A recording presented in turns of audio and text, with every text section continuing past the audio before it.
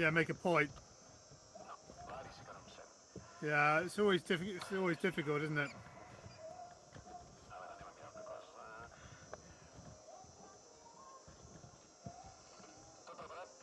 Yeah, exactly. So there you go. What better way to respond? Franz Eder of Germany. Where are you, Franzy boy?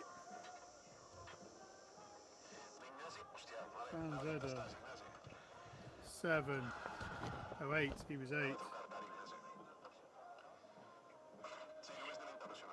Thibaut Anselme. 9th. Ben Hosch 10. Patrick Perrotin. Where are you, Patrick, my boy?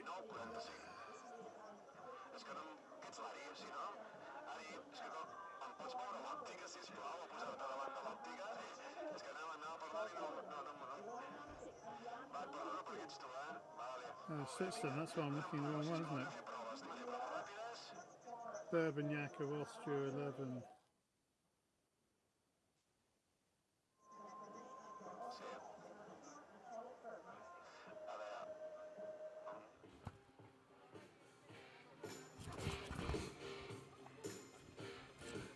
Okay, final B, we will have for Japan, Ayaka Yuda and Tokotara Shima. For Italy, Katia Mascherona and Nico Zampini. For Switzerland. Questa posizione?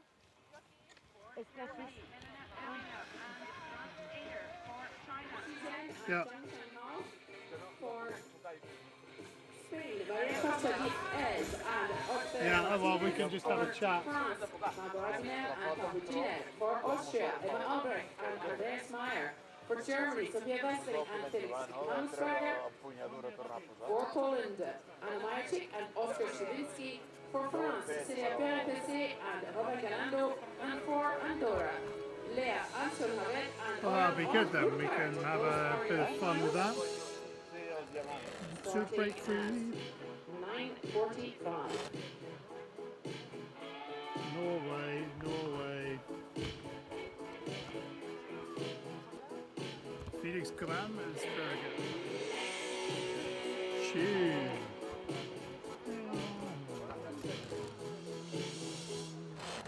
1, 2, 3, 3.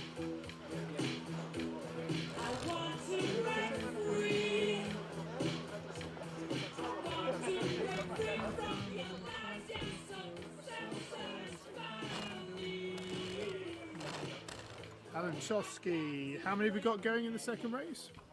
They need both races, in fact. 12, isn't it? So top 24.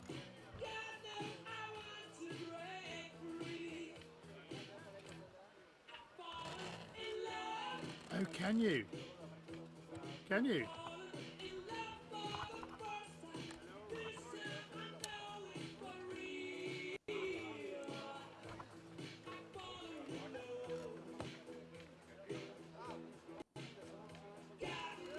Oh, okay, so it gives us something to talk about. So how do we find out the? Oh God, how do you find out the seedings then? Well, how do you find out where the total times? Oh, Jesus, this website's a pain. Like you go on and it says someone's won a race, and then you actually go into it, they've actually won the B final. So they're not first, they're actually ninth. It's like, it's just like they haven't won a race. How can you say they've won a race when they've come ninth?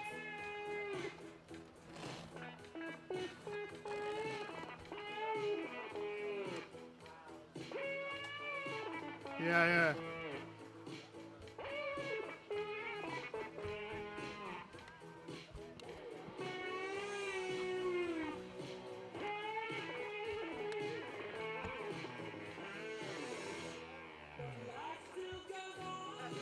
No, I don't mind Final B, but if you win Final B, you've come ninth at the event. So the person who won the Final B yesterday was actually ninth in the. Well, how many? There's 6 in the final, aren't there?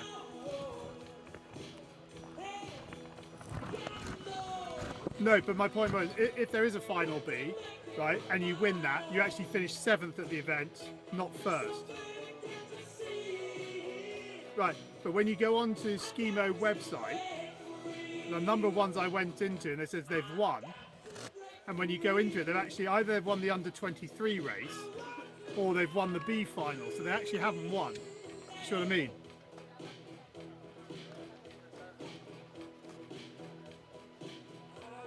So if you go into SkiMo, it says they've won a World Cup race, and you click into that race, and what they've actually won is the B final. And so it says 1st, but actually it should be 7th. Exactly, depending exactly. And then like you go to the World Championship, oh, they've won the World Champs, and you click into it, and they've won the under 23s or the under 20s, and you're like, okay, so they haven't won the World Champs. They have, but they haven't. If you see what I mean. I probably am, but delighted to see you all here. SkiMo stats. What a great day it is. Perfect conditions, not too sunny, not too windy, not too cold, and really excited to get going very soon. In about 10 minutes or so, 20 minutes, I beg your pardon, for the final B. The live streaming will be starting in around about 10 minutes. Okay, right then. I mean, I'm not going to. Some great racing ahead of us. Right. Okay, we're on in 7 minutes. I need. Start list would be good, wouldn't it? Oh, I tell you what though, the DJ's playing some tunes here. Sprint women mixed relay. Final. Competitors. 1, 2, 3, 4, 5, 6, 7, 8, 9. Okay, so we've got the final 12. We've got the competitors in the A final. So probably need to do B final. Oh, here you go. It's on. So if you go to final, and then it's in there. Right, hold on. I'm just going to write down the A finalists. Hold on. USA 1, A. Italy 1, A. Faton, A. Germany 1, A. Norway 1, A. No Canada. Poland 1. Okay.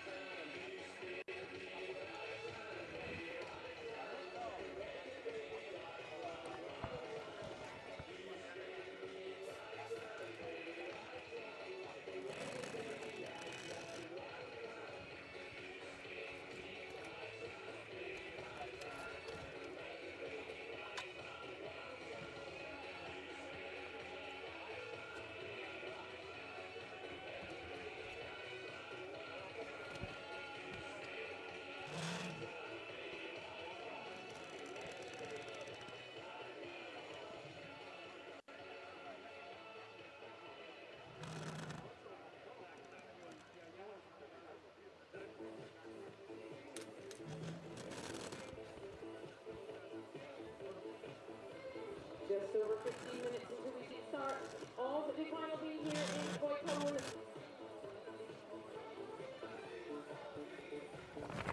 12 teams in the final B, 12 in final A. The last of mixed relays before we go to Borneo next month, this month. Happy February, everybody. We are 18 days away from the debut of the Olympics, but we are still here, very much concentrating on the World Cup. So Rebecca Taüll and Jakub Sioniak didn't make the final or the B final.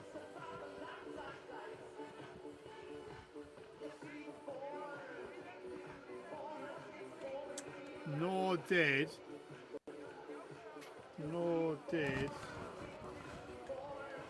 Nor did the Norwegians, so Ledern didn't make it. No, but Ledern and Hjelset didn't make it. Norway 2 didn't make it. Australia, USA 2. Oh, look, good. Right, okay, we're good to go.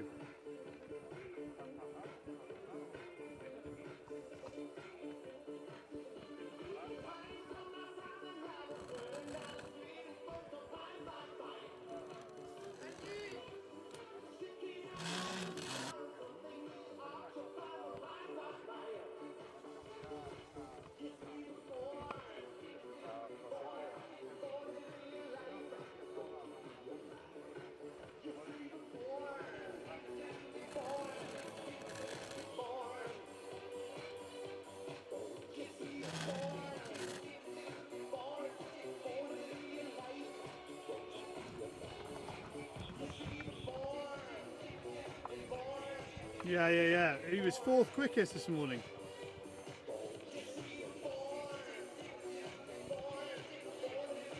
So it's just a training run, as it were.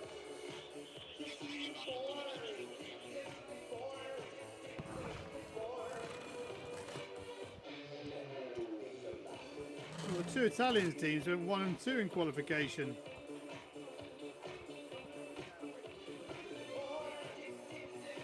Oh God, they are. I mean, they are. Heavens, they're 43 seconds faster than the Austrians, than the Swiss. Sorry.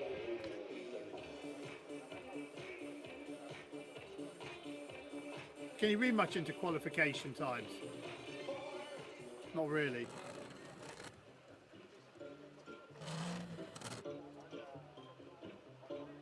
Yeah, there is. Jordi's just sent it on the WhatsApp group.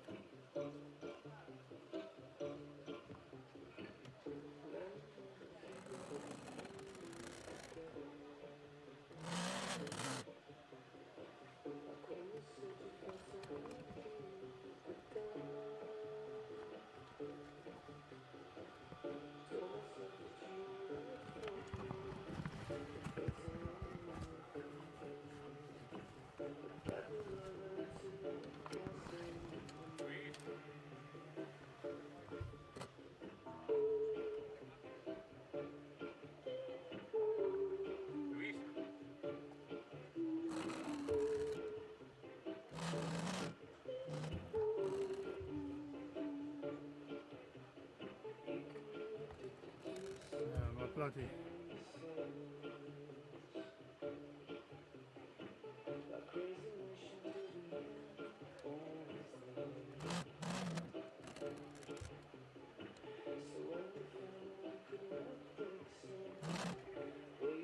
Yeah, no worries. Okay, enjoy.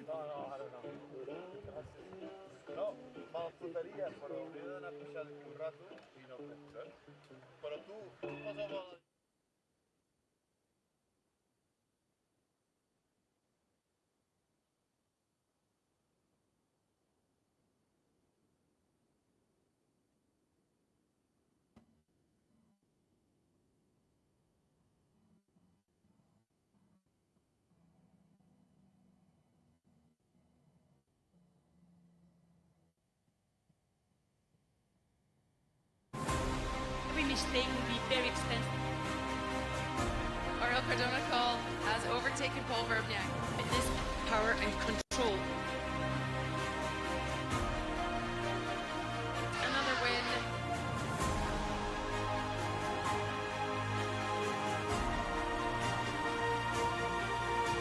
This is not all we are here for. This is an Olympics test event. Committed to the evolution of ski mountaineering, now and for the future. Very good morning, everyone. Welcome along to Taüll in the Spanish Pyrenees for the second relay race of the 25-26 season.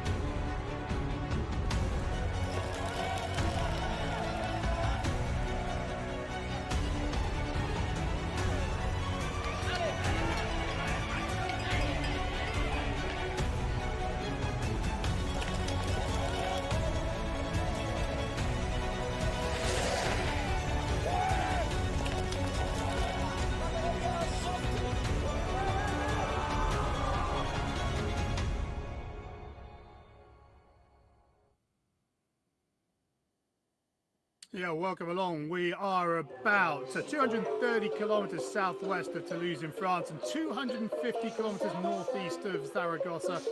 The resort returns to the ISMF World Cup calendar for a fourth consecutive season, having also hosted the 2022 European Championships and the 2023 Worlds.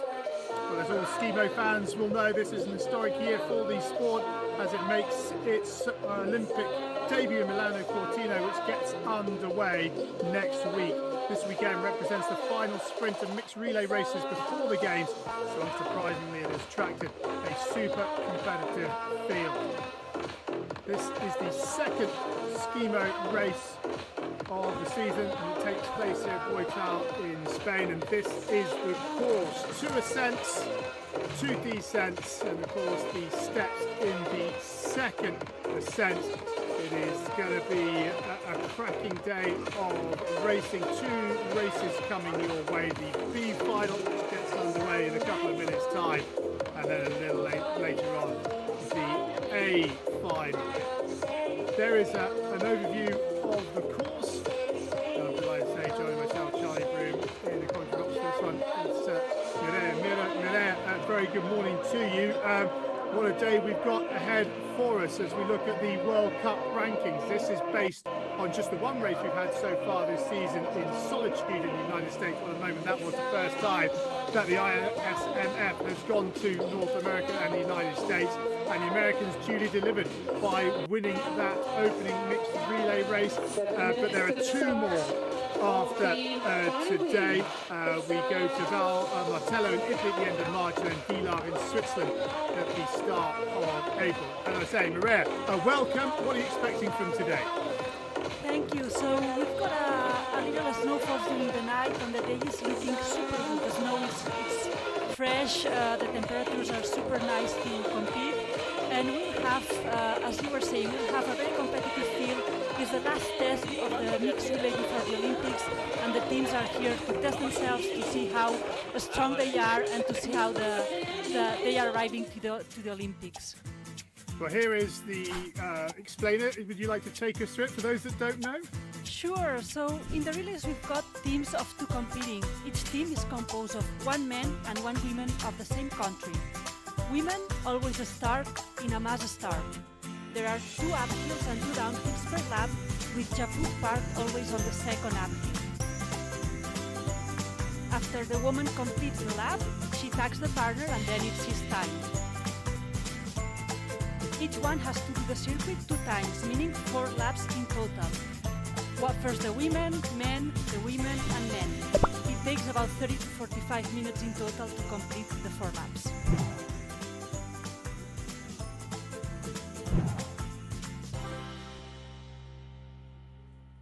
So that's it in graphics, and we were about to see this first final, which is the B final.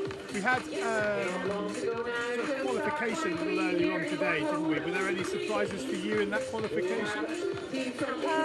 I would say that maybe not on the qualification, but sure on how the teams were going to be composed. For example, I wanted to really see how Oriol Cardona and Alonso were doing, as Anna had a big accident on autumn, and also how were they going to restructure the Swiss team, because usually one of the Bussard's brothers racing the relay, and for the Olympics it's Arnolieta and John Kisler who are going, more focus on the sprint race. So I was curious about how they were going to restructure the teams and how they were gonna feel on the relay. But I think that no big surprises on Team A and Team B finals. And Arnolieta of Switzerland didn't race yesterday, not racing again today, so he's a miss. But China have done well, haven't they? They've got a couple of teams into the various finals. And it's going to be interesting to see how they go, because it's a very Northern European dominated sport, isn't it? Totally. Ski mountaineering, it has been a very European-dominated sport, and here we see just Marta Garcia, that is on the B final from Team Spain, a very veteran racer. She was talking with Pepoye, her trainer, that is also trainer of the Japanese team. But as you were saying, so on the past few years and since it has confirmed that ski mountaineering would be on the Olympics, a lot of countries are putting a lot of resources to improve and do their best. And we are seeing more and more how these teams are evolving. They have such a big evolution in front of them that year by year they are doing better and better. And we see now as the Japanese or Chinese team with super competitive teams too. Yeah, we just saw there Margot Ravenel, the red helmet on that screen. She's had a good start to the season. Third yesterday. And there was qualification a little earlier on. There's been quite a lot of snow, hasn't it? The conditions are going to be interesting today, especially on the second downhill, which has sort of gone off-piste a little bit. So that's going to prove a challenge, isn't it, for these athletes? I mean, this year in the Pyrenees it has been so far one of the best years in terms of snowfalls that I can remember, and I live here, so so I can say it. And we've been having snowfalls almost every day for the past, I would say, for the past month. So conditions are really, really nice. This is what ski mountaineering athletes like to, and it's going to be super interesting because it adds this a little bit of a spice on, as you say, on the second downhill with this off-piste downhill. So this is the Spanish pairing. Well, this is two of the Spanish team. That is Marta Garcia and Maria Costa lining up. So as you were mentioning there, in the A final you can only have one nation. So we've got 12 countries competing in the A final. But in the B final there can be more than one country. So we're going to see a couple of teammates going up against each other in this B final, aren't we? And it's very interesting. So, so this composition, it was thinking first on the Olympics and second on the development of the sport, because on the Olympics also on the mixed relay we will have only one team per country. But at the same time, it gives, with the B final, it gives the opportunity to not just to 12 teams, to more teams and more people to be able to compete and test themselves and improve, because basically if you don't compete in a competitive field, you cannot improve. So the B final gives this opportunity, and it gives the opportunity to multiple teams from the same country. Yeah, so 12 teams, 2 lines of 6 in both finals, and you can see there the Italians at the top with bib 18. They were the quickest in qualification, and quickest by some distance, over 30 seconds quicker than the next team. Do we read too much into that? So I think that the Italians finally won't be on the B final. We just got an update just now that seems that Italy B team is not starting, but as you were saying, they did an impressive qualification time. And both Nicolo Canclini and Katia Mascherona demonstrating that because both they are not going to the Olympics, they chose other athletes, so it shows how competitive the athletes are and how difficult it is to make decisions for the athletes that go to the Olympics. Okay, so we're almost ready to go. There's a hole in the middle where Italy too should have been. Let's get this one underway. Take your marks. Set. And the B final here in Boitao is underway. The first ascent. Let's see who starts to get to the front. We have the red helmet there of Margot Ravenel, who was third yesterday in the sprint race. And a pretty even start with that. It's Margot Ravenel, we see Margot Ravenel, Caroline Ulrich and Celia Perilla-Pesay, the three of them on the first line. The three of them are amazing athletes. They could be perfectly on the E final, the three of them. So Margot Ravenel, Caroline Ulrich, with only 23-year-olds, both going to the Olympics, super young talent, developing and showing how the sport is growing from the youth. So Margot Ravenel arrives to this season with an excellent shape. She won the sprint, the first sprint World Cup in Solitude in the US. She was second in Courchevel on the second sprint race. Yesterday she was also on the podium. So she arrives on this first part of the season this year in an incredible shape. And obviously, not obviously, yesterday is 1 lap, 1 ascent, 1 descent. Today is 2 ascents, 2 descents, and 2 laps as well. So you can see it's a much more measured start by the athletes today. Obviously, tactically it's different, but as a racer, how do you approach this relay race? Totally, and it's a complete different effort, even if it seems also as a short race, because it's maybe 8 to 10 minutes per lap, but it's 2 laps, so it's a complete different race from a sprint race that it's 3 to 4 minutes race. And for sure here, you know that you will have to do 2 laps, that it's a 7 to 8 minute effort, maybe 9, or maybe 10, depends on the pace. But it's a complete different effort. And as you were just mentioning, we see the difference from yesterday. These women are going into an extraordinary pace right now, but when you see in a sprint race that it's 3 minutes with the up and down all together, the start it's extra crazy. It's super fast, super explosive. So here they are like, it's another type of effort. You have to manage, you have to it's, as I was saying, 7 to 10 minutes, it's a completely different effort. So Ravenel, it's France 1 and 2. So Ravenel, Celia Peria-Pesset, then Caroline Ulrich, and then Marta Garcia. And away they go for our first descent, as we see the athletes get their skins off and get them underneath their suits. Well, this is really quite a turny descent, isn't it? This is a tight right footer onto this blue setter gate. Yeah, you have to be careful to don't miss a gate, because for sure that would be a big penalty. So in the downhill you have to manage to be able to respect the gates and go as fast as possible. And I say this also because these skis that they use in a ski mountaineering competition, they are very, very light, and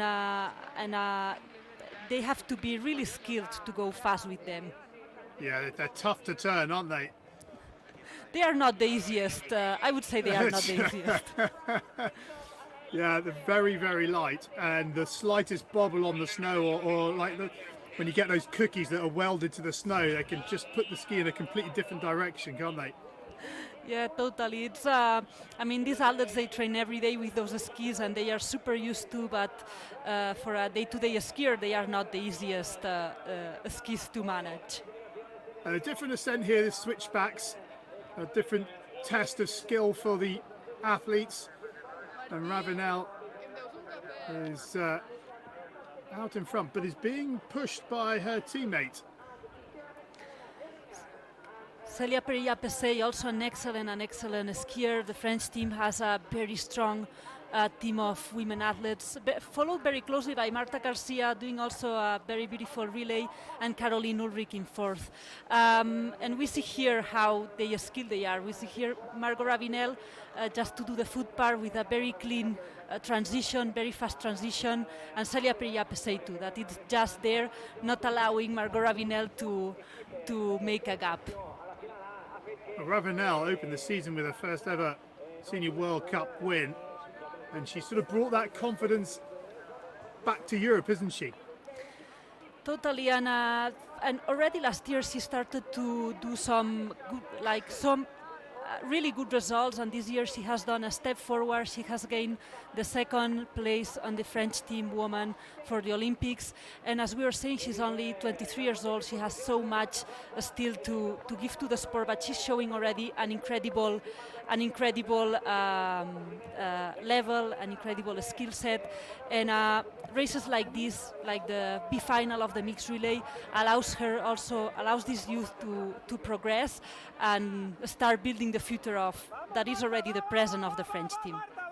Yeah, she won the individual sprint race at the University Games in Italy, in Torino, last year, and she's opened up a decent lead here as Ravenel over Celia Perrier-Pesset. Perrier-Pesset 9th yesterday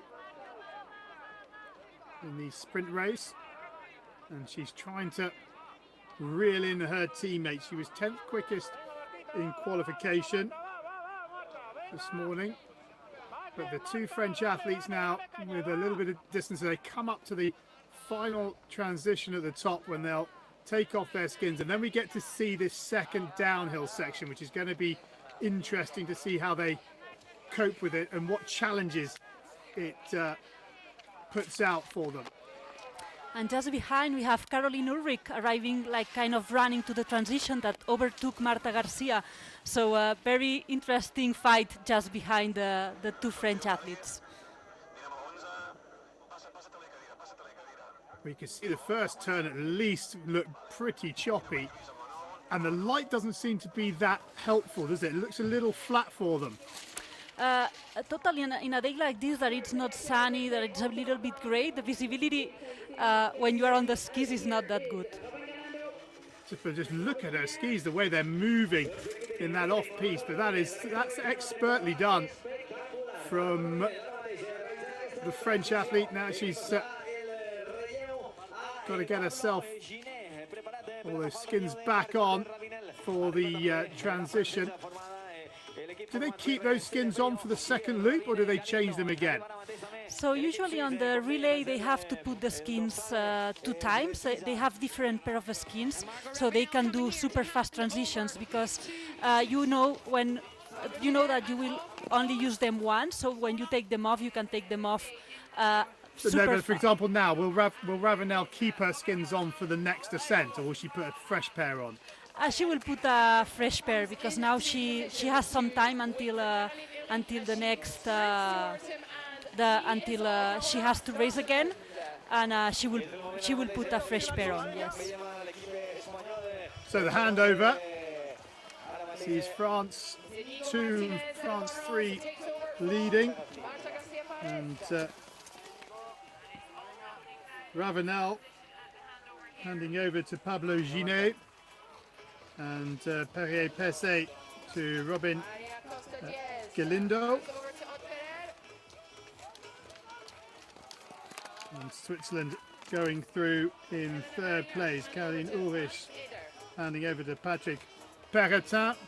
And then the two Spanish teams. You can see France already have opened up quite a gap over the rest of the field. So it's going to be interesting to see if there's any changes in this field as the men go through their first lap.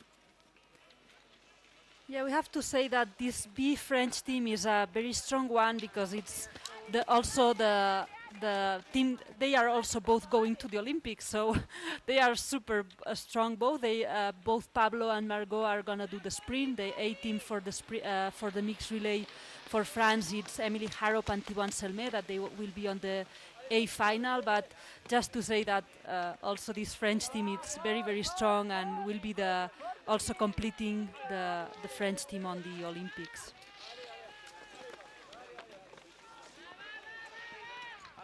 So it is Ginet to the summit of the first ascent. Whip those skins off, and off he goes. Here comes Galindo now.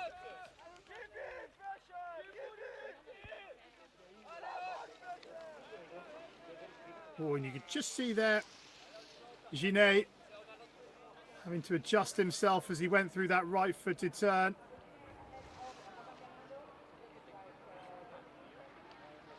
And is there a change in tactics if you find yourself with a lead of 15 seconds on your first ascent? Do you is there a change in tactics because you know you've got a second loop? Will you just perhaps go a little bit within yourself?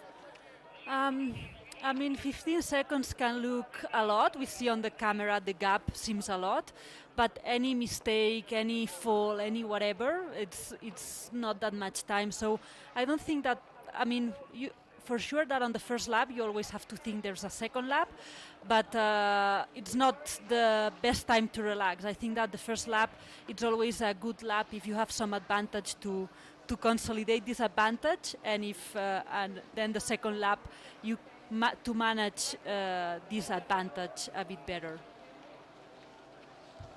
So the advantage for Ginet at the top of the first summit was 15 seconds.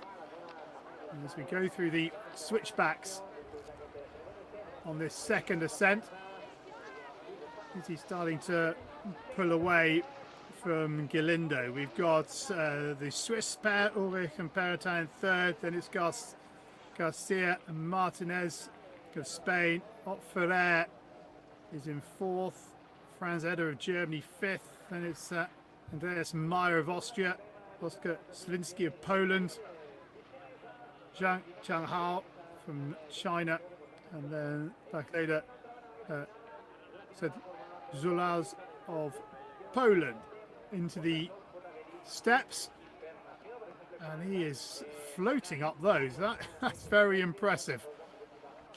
He has a very fast pace. Yeah, he has a really fast pace, and here we see the transition, putting the skins on again, and let's see, very good transition, also very fast, and he's off we go for the last transition, taking off the skins of the skis and starting the last downhill for this first lap. Other thing to remember here, of course, is that we're over 2,000 meters.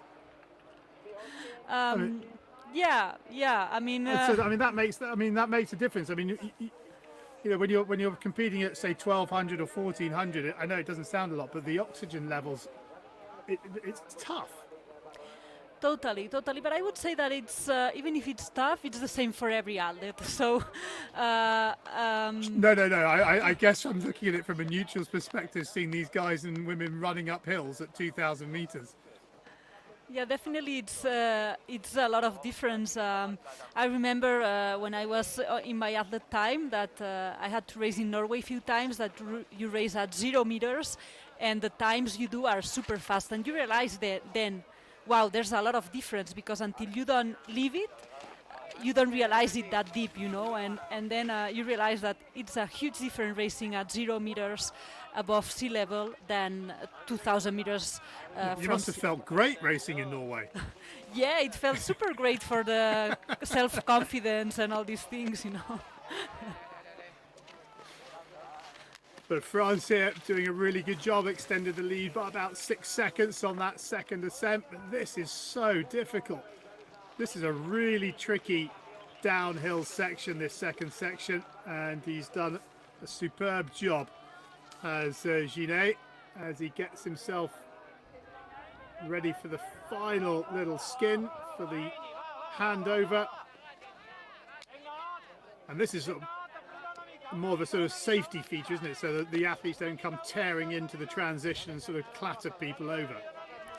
Yeah, they always, at the end of the downhill, usually there's a close turn.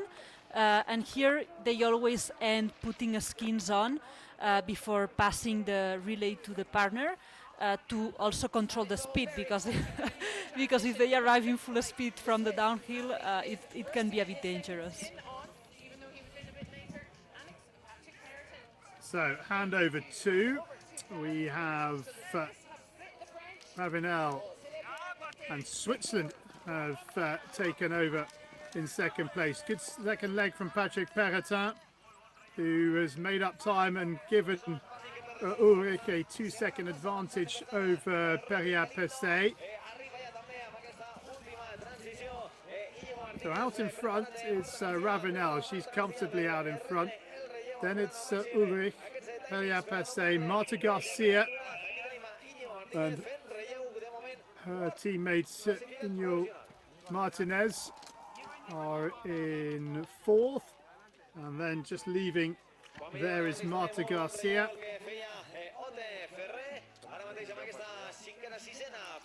And 24 is Ott Ferrer, who is in 6th place. Side by side there is the Germans, Eder and Ferrer, but it is Ravenel, her final lap. On a steady pace from the French athlete. That's a fairly steep track, that, isn't it? It is, and I was thinking just the same. Extraordinary pace from Margot Ravenel, and this is where you see the skilled athletes. So Margot Ravenel and almost all the top teams, the athletes should do more or less the same time on the first and second lap, meaning that they are managing well the efforts. If you do a first lap very fast but second much slower, it means that you have to improve on the management of the efforts. And usually all the top athletes, all the athletes are in front. They are super regular with this, usually doing even a faster second lap than first lap. Also, it's quite interesting just looking at the technique. You see Ravenel, she's very metronomic, does the same thing over and over again, as is Ulrich. But Célia Perrier-Pesset just seems to be a little bit more ragged. Having said that, Perrier-Pesset trying to make a move on Ulrich on the sort of the last part of that first ascent. But it's Ravenel with a comfortable lead, and just off the right of screen, it's just missing Perrier-Pesset's move on Ulrich as we watch Ravenel go across to the second transition. Margot Ravenel. Perrier-Pesset has made a move on Ulrich and has got up into second place. They are Célia Perrier-Pesset and Caroline Ulrich are having a really tight battle. Now it's Ulrich leaving first from the transition, making a bit of a faster transition than Célia Perrier-Pesset, and Margot Ravenel also was a bit slower on the transition, taking skis off. So, but she has a big gap. She has almost a 30-second gap, which is quite big on a race like that. So the final ascent for Ravenel through the switchbacks as we come into the second transition with Ulrich in front of Perrier-Pesset. Who's got the faster transition here? Who can get their skins on and away? Well, Perrier-Pesset seems to have got her skin on quickest. Interesting that the Swiss athlete Ulrich had a quicker transition getting her skins off, and it looks as if Perrier-Pesset is going to have a quicker transition getting her skins on. In fact, she has, because Ulrich is the third to leave that transition. And transition are crucial, are a super important part of this kind of races, short format, like the sprint race yesterday, like the mixed relay today, because there are a lot of transition, taking skins off, putting them on, foot part, then taking again off the skins, putting them on, this just in one lap. So the transition are crucial, and it's very difficult to manage a transition when you are in such high pace and such high heart rate. It's like a bit of, if people know like biathlon, that they have to manage the heartbeat, like the heart rate when they shoot. This is a little bit the same, because this transition, be able to do fast transition, you have to be you have to focus on that. So transition play a very important role on these short format races and can make the difference. So Perrier-Pesset gets away from the transition. Just a half a second sort of mistake from Ulrich. Look at the size of those steps. They're enormous. Yeah, they are super big, and I think that they are cutting with little steps in between, trying to find the mean though. It's mean. It's not nice for the second uphill of the relay that they are already definitely tired. Not. Well, it is the World Cup, and they are testing the world's best. Ravenel onto the final part of the second ascent. Perrier-Pesset into the transition in second, then it's Ulrich. Behind her it's Marta Garcia of Spain, then Elena Oehringer of Germany, but she's in quite a close battle with Marta Costa of Spain. There's about a second between them, so that's another little interesting battle on this B final. Yes, the team made with Maria Costa, not Ferrer, also in the going to the Olympics with the Spanish team. They will take part both on the sprint race and also the A team, Oriol Cardona and Alonso, are the ones that are gonna do the mixed relay. Very young, Otferre and Maria Costa, very young team with 23-year-old each. So it's very nice to see how they are evolving year by year on these disciplines. So Ravenel onto the final descent. Oh, the legs will be burning here, won't they? The legs and the lungs, I would say. Oh. They are human chamois, these athletes. Oh, look how tough that is. What skill that is from Ravenel. She is going at some pace. That is a big rescue. That was a good save, I would say. Oh. She had some pace coming down there. The legs would have been absolutely screaming. And here comes Perrier-Passé. But it is going to be the French, Ravenel to Ginet. The final handover. And Margot Ravenel's weekend is done.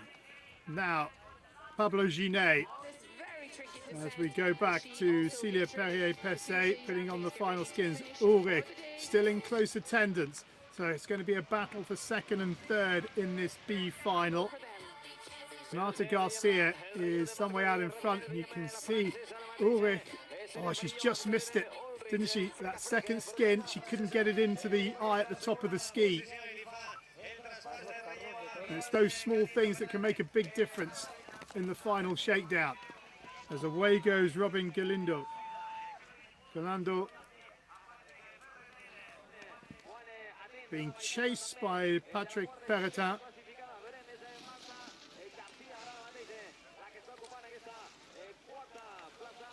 And that's not a bad finish from Perrier-Passé, because she's given over a couple of seconds at least.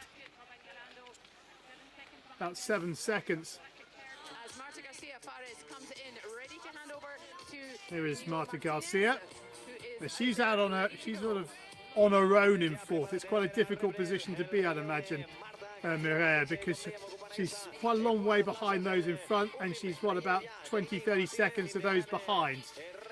Well, you know, the race is not over until the finish line, so I think that this can keep you going. I think that now in Marta's position and Inigo's position, it's especially watching the back, the racers behind, the German team that is just behind, and the second Spanish team. I mean, they cannot.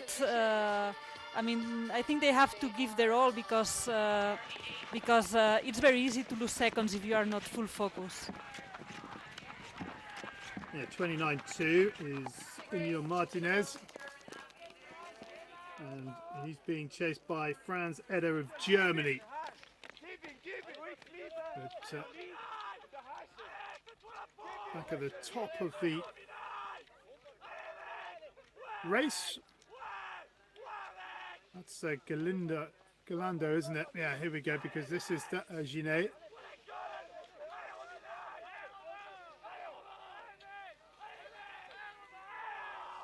Ginet away, and bib 19 is Patrick Perretin of Switzerland. That's Otferre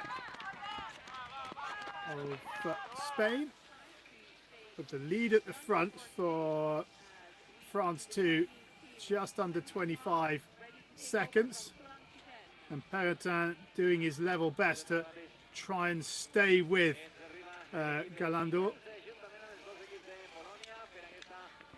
Here is Martinez trying to lift himself as he looks up in front. It's a long way out in front to Perretin of Switzerland, who's already gone through the first summit. Oh, down the back, oh no, and that's the sort of thing that can be very costly. The skin has come off, and that's really disappointing for Poland, Klaudia Chmielowska.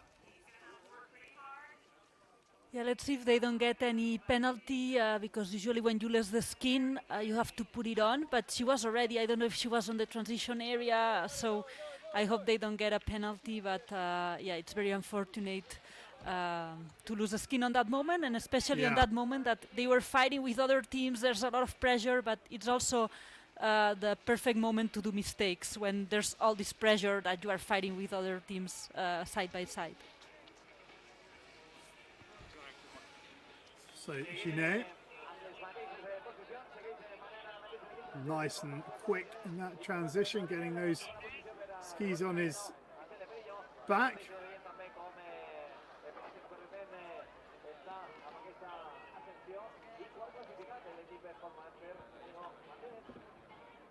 And that is the lead that he has over Robin Galando, his compatriot, and Peretin coming around that final switchback, trying to make a move on Galando.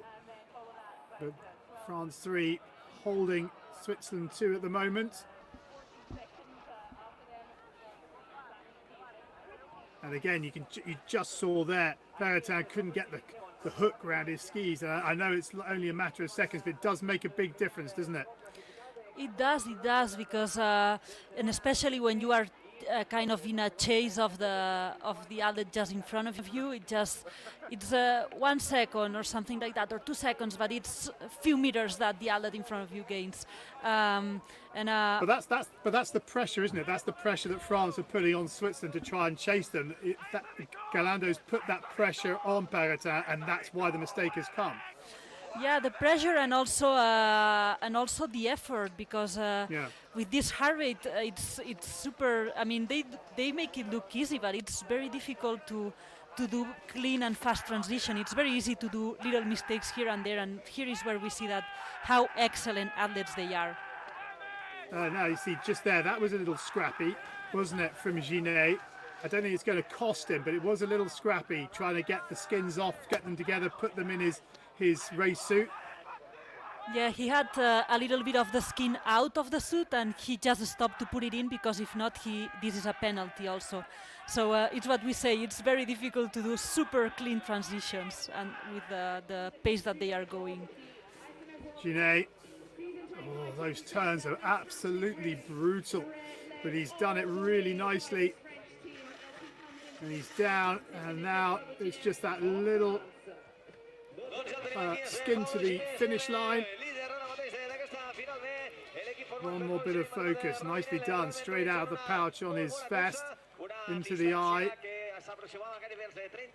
And here comes Galando. Oh. Good rescue from the Frenchman. And here comes Pablo Ginet, and it is a win for France 2 in Final B. Margot Ravenel is the first to congratulate her teammate. Little look up the hill from Galando just to make sure that Peretin is far enough back, but Peretin is there or thereabouts, so this needs to be clean from Galando, France. Skin 1 is on, skin 2. Oh, I tell you what, Peretin is absolutely motoring. Peretin has had an absolute blinder. Oh, the skin just wouldn't stick on. Peretin has done Galando in the final exchange. What a finish from Patrick Peretin. Robin Galando just a little bit too lax, I guess. Well, we talked about the pressure that he applied to Peretin, and it wasn't the perfect finish, was it, from Robin Galando? What a pity for Robin Galando, as he was managing the second lap with a bit of a gap from Patrick Peretin, a gap that seemed enough because it was 10-15 seconds, something like that, on the putting the skins on. But what a move from Patrick Peretin putting the skins on. He did it so fast and managed to get the second place. Yeah, they ate into it. So it was 12 seconds at the top of the first summit, the difference between Galando and Peretin. Then that was down to just over 5 at the top of the second summit. So he's done well. to, well, turn it around and beat them by 11. So that's some finish, isn't it, from Switzerland too? Yeah, and it's what we say. So in such a short amount of distance, in such a short amount of time, 10 seconds. So it's very, plus the 5 that Robin Galando was in front. So it's very easy to lose time. So this is Inyo Martinez. Oh, that was. And this is Ott Ferrer. With this is Martinez. 4th place for them. And, well, Germany are in 5th. And it looks like they are going to finish in 5th. Yeah, here comes Franz Eder. 2:36 behind our winners. Ott Ferrer just putting on his skins. And here he comes now.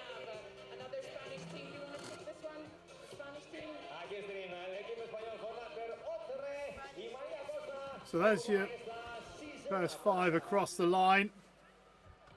But a great finish for that 2nd place. That showed perfect, almost example, Mireille. We've been talking about, you know, how you manage your laps and how you sort of look after yourself, and then Switzerland 2 with a blistering finish to snatch 2nd away from France 3.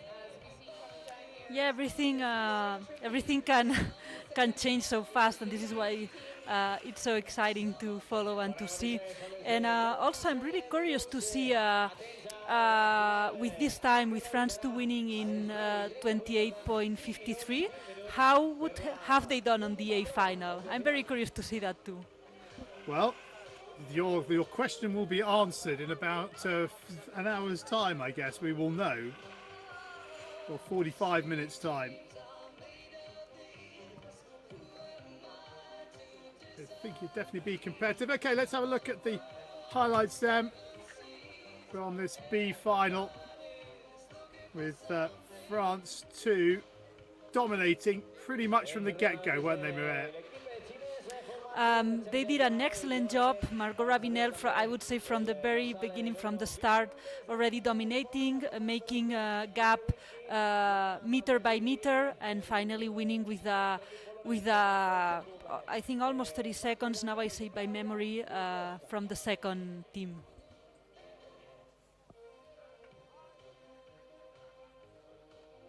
Yeah, handover 1. They led by 20 seconds. Handover 2 by 24. 3rd handover by 40. And at the finish line, it was pretty comfortable. So they kept everyone at arm's length, didn't they, in that B final? But this is the rescue, isn't it, from Ravenel, because that is tough. Yeah, these skiers are super talented, and with these light skis, it seems that sometimes the downhill seems a bit messy, but they are super skilled and talented skiers to ski with these skis.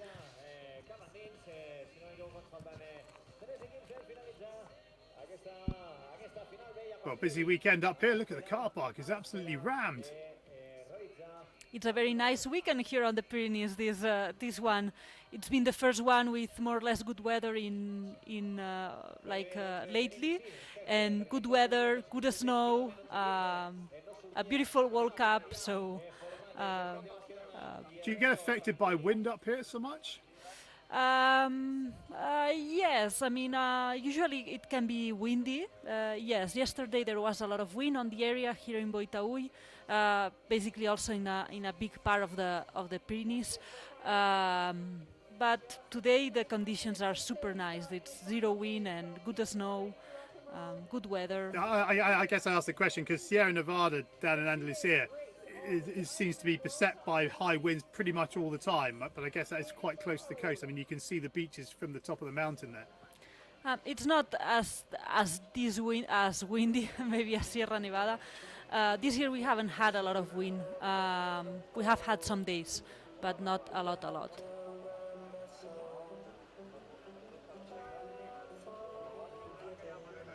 So there we go, the B final done and dusted. France 2 from Switzerland 2, France 3.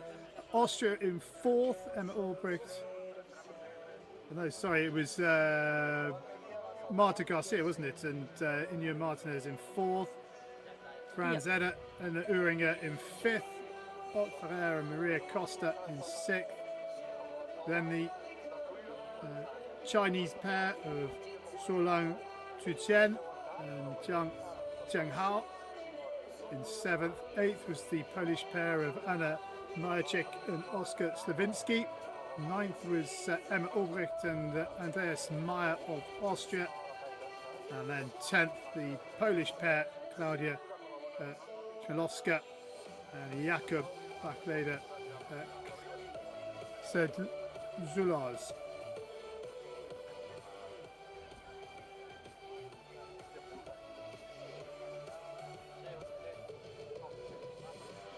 Impressive stuff from France too, and it's going to be interesting to see what happens in the A final.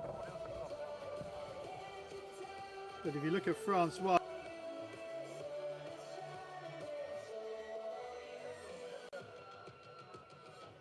it's going to be interesting to see if France do the double. Yeah, they are really. Emily Harrop and Thibaut Selmé are one of the teams with more chances for the win, but for sure that they have to race before nothing is confirmed until the finish line. But for sure that Emily Harrop and Thibaut Selmé are a very strong team. They are the current world champions, and they are always a team to have in mind when thinking about the win of a team relay race.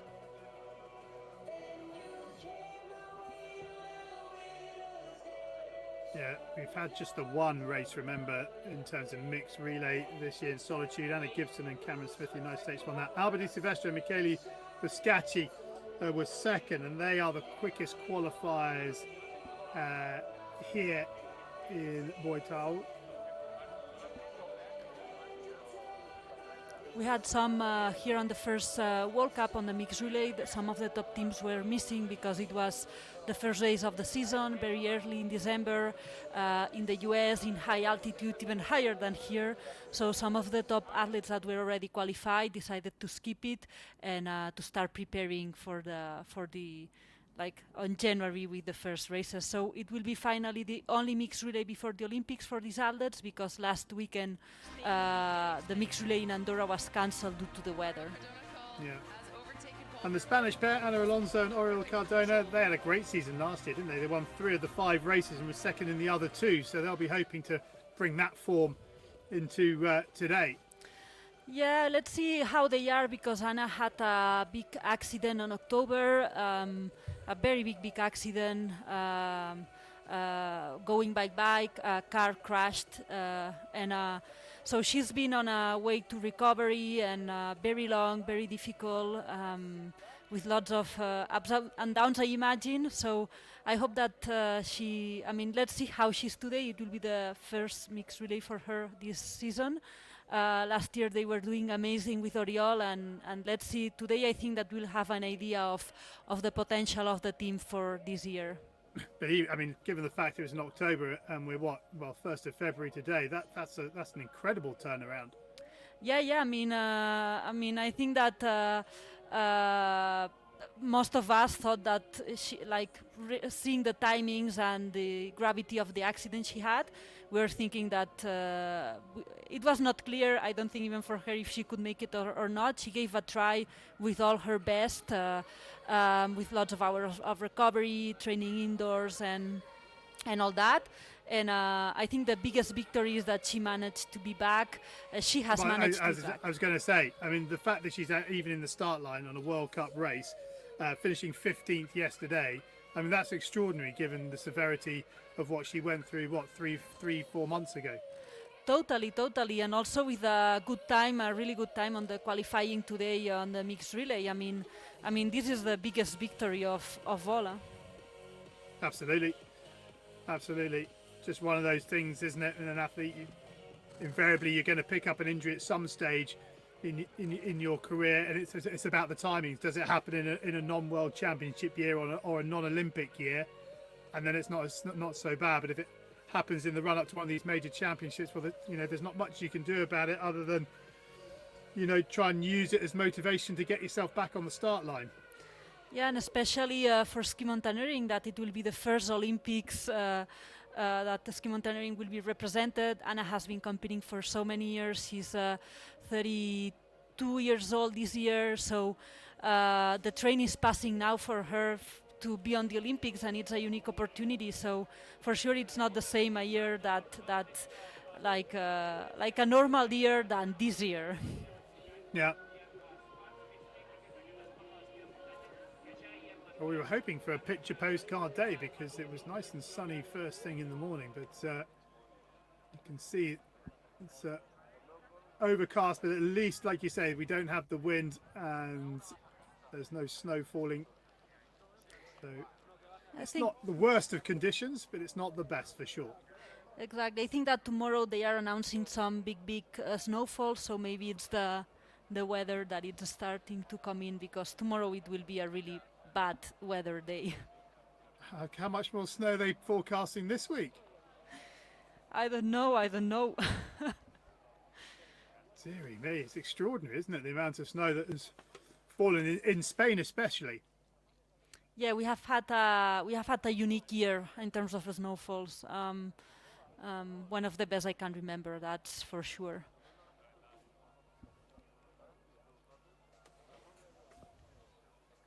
So the A final will be with us shortly.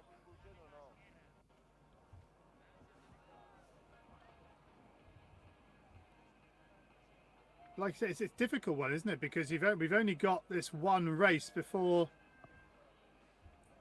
the Olympics.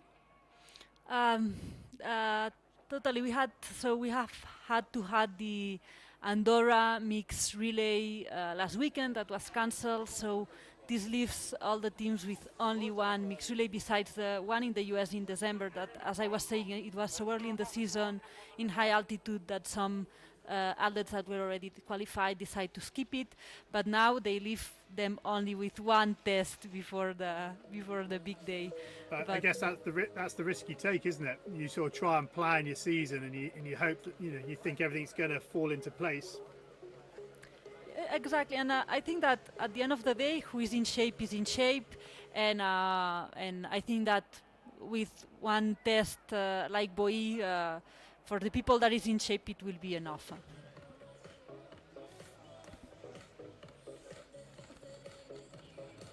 So the A final getting underway in about 11 minutes time, and we're about to welcome to the broadcaster our television viewers, and they're joining us very shortly, in about 30 seconds time.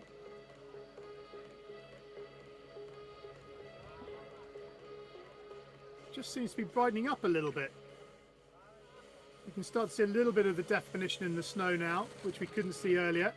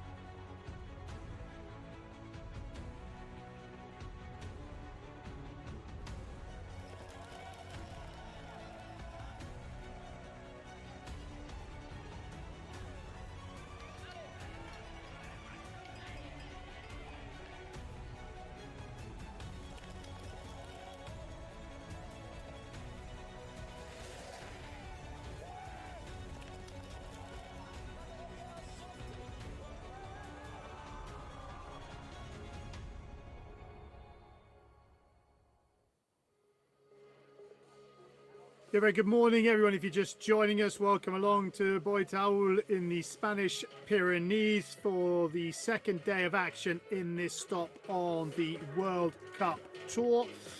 And it is a mixed relay final day. And here are the weather conditions. Slightly overcast. It's a pretty flat light, although the light has improved. We had the B final a little earlier on today, and you couldn't see much of the definition that you can see now around the side of the piste, and that will become important on the downhill sections, which is the red sections you see on this graphic here, because the second downhill section to the right there is actually quite a lot of that is off piste and really bumpy, and this improved light will certainly help the athletes in that second downhill. This is the top of the first descent. Then we have the second descent here. Sorry, the first descent here, going down to the second transition. But in terms of geography, we're about 230 kilometers southwest of Toulouse, 250 kilometers northeast of Zaragoza. And this is the fourth consecutive season that the ISMF World Cup has stopped here. And Boy Taüll also hosted the 2022 European Championships as well as the 2023 World Championships. This was the B final a little earlier on today. Mireia Miro of Spain alongside me in the commentary box, and France dominating certainly up front in this B final.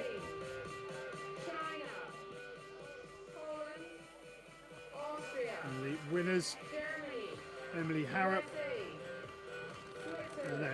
Margot Ravenel and Pablo Ginet were the winners of the B final. They dominated pretty much throughout, didn't they? They did an excellent race, dominating from the very beginning till the very end. Both Margot Ravenel and Pablo Ginet did a really solid race. So this is the second descent, and this is off piste, and it's a real test, and you can see how much it really tested Ravenel. So they were comfortable winners in the end.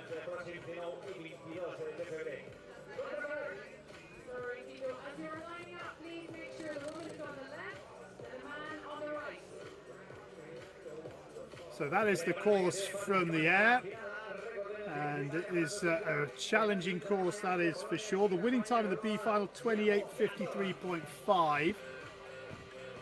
So we'll see how that stands up to the A final.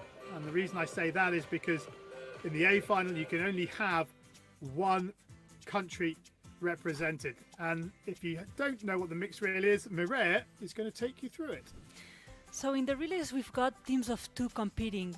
Each team is composed of one man and one woman of the same country. Women always start in a mass start. There are 2 uphills and 2 downhills per lap, with 1 foot part on the second uphill. After the woman completes her lap, she tags her partner, and it's the time of the partner to do the lap. They have to do this circuit both times, each one of them, so meaning 1 time women, men, women, men. 4 laps in total that can take a time from 30 to 45 minutes approx.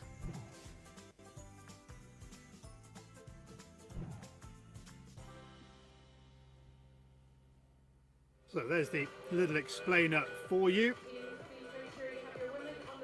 And that is Marianne Faton of Switzerland. She's partnering Jon Kissler.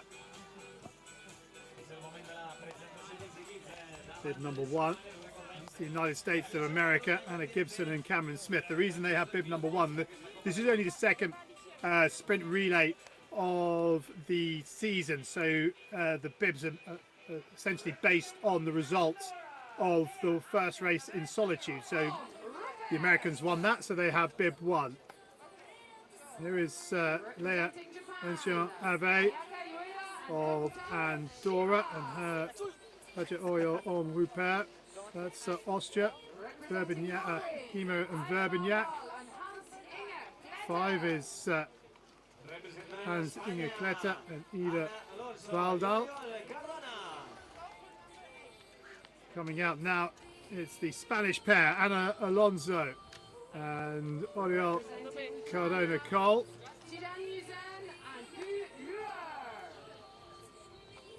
China 1. Jidan Yuzhen and Bu Luer.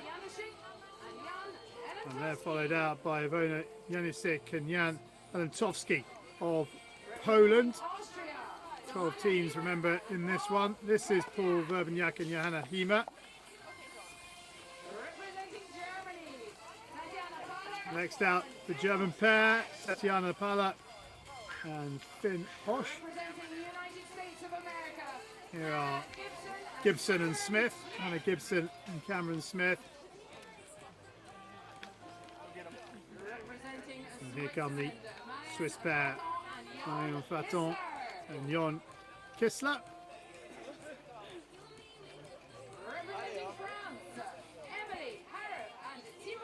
Here the French pair, Emily Howard and Thibaut Anselme.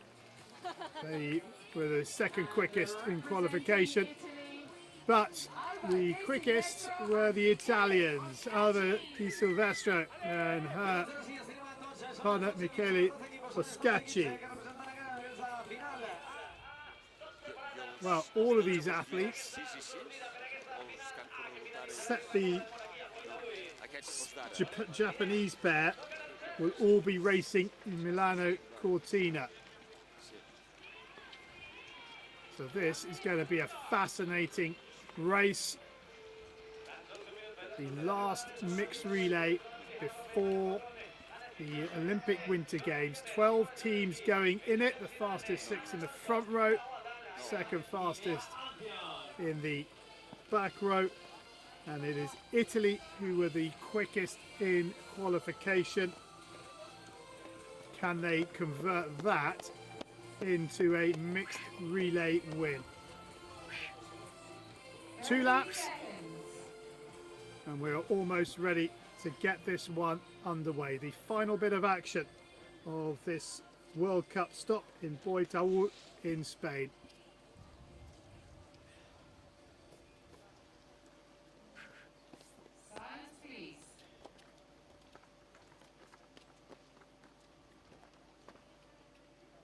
Take your marks. Set. And away we go, the A final of the mixed relay here in Taüll. And it is France, I think, who have got the quickest start. And Italy 1 who were, well, Italy 1 have just dropped straight into the midfield. The light blue suit in the middle is Italy 1. That's Alba Di Silvestro. They were the quickest in qualification, but they're not the quickest out the blocks. That has gone to Emily Harrop, who leads the way. She won the sprint race yesterday, as did her teammate Thibaut Anselme. And any surprises in this start, Maria? So I would say yes. I think that the Chinese team with Jidan Yuzhen starts super fast. I think that it's the one just on the left of Emily Harrop leading the sprint race. But besides that, Emily Harrop with Joanna Himmer just behind. Also a bit of a surprise, just behind Joanna Himmer on the right side of the screen in 3rd place. I think it's Anna Gibson there, the US woman in the team. And I say that it's a bit of a surprise because her first World Cup was in solitude. She won the relay mix race there with Cameron Smith. So she had a big entry on the SkiMo wall. And today it's going to be super interesting to see how they do, because we have all the top athletes, as you were saying, very probably almost all the teams that will be on the Olympic relay. So today it's a real test of where each team is right now. Well, we saw in qualification a little earlier on this morning, Emily Harrop had the quickest time pretty much throughout. But Alba Di Silvestro, who is in 4th now in that blue suit, she's making her way up. She didn't have the best of starts, or maybe everybody just went off quicker than she did and she's just taking her own race and is experienced enough not to panic. Yeah, so the start of the A final and a mixed relay like that it's kind of the last test before the Olympics with the teams that will be there. Sure that there's a bit more of pressure, that the stars sometimes are super fast, and it's also super important to learn to manage that, not get away with the pressure of the start, being able to manage your own pace, your own race, because at the end of the day it's 2 laps per athlete, and it can be long. So Emily Harrop in and out very quickly. Joanna Hima was second in. Alba Di Silvestro was third in, and she's third out. Let's have a look at this first descent. And this one is a little bit more friendly than the second descent, isn't it? It is a little bit more friendly, but